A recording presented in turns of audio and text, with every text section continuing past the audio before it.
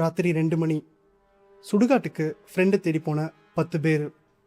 அங்கே நடந்த ஒரு விஷயம் இன்னைக்கு வரைக்கும் மறக்க முடியலன்னு சொல்கிறாங்க. செமஸ்டர் எக்ஸாம் குரூப் ஸ்டடீஸ் முடிச்சு பேய் கதை பேசிகிட்டு இருந்தாங்க.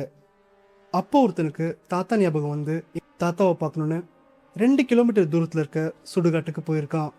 மீதி இருக்கவங்க டீ குடிக்க போயிட்டு பேசிகிட்டே இருந்ததுனால அவனை டோட்டலாகவே மறந்துருக்காங்க. 1 மணி நேரத்துக்கு அப்புறம் தான் ஞாபகம் வந்திருக்கு. அவசர அவசரமாக 10 பேர் 4 பைக் எடுத்துகிட்டு சுடுகாட்டுக்கு போயிருக்காங்க. போகிற வழியில் ஒரு சலங்க கட்டின எரும மாடு அந்த அமைதியான ரோட்டில் வேகமாக கடந்து ஒரு இடத்துல மறைஞ்சிருக்கு. சுடுகாட்டில் நுழைஞ்சதும் ரஞ்சித் ரஞ்சித்னு கத்திக்கிட்டே இருந்திருக்காங்க. ஆனால் எந்த பதிலும் இல்லை. ஆனால் ஒருத்தர் மட்டும் அலூர சவுண்ட் கேட்டுகிட்டே இருந்திருக்கு. பயத்தில் சில பேர் அழ ஆரம்பிச்சிருக்காங்க.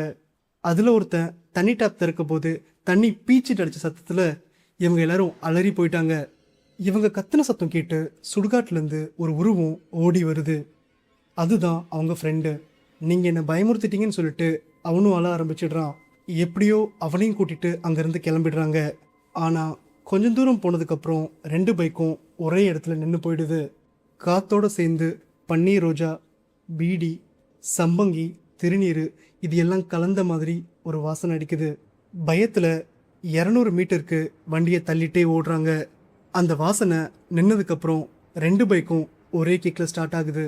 வீட்டுக்கு வந்ததுக்கப்புறம் தான் தெரியுது, ஆரம்பத்தில் அந்த சலங்க கட்டின எரும மாடு மறைஞ்ச அதே இடத்துல ஒரு சாவு விழுந்திருக்கு.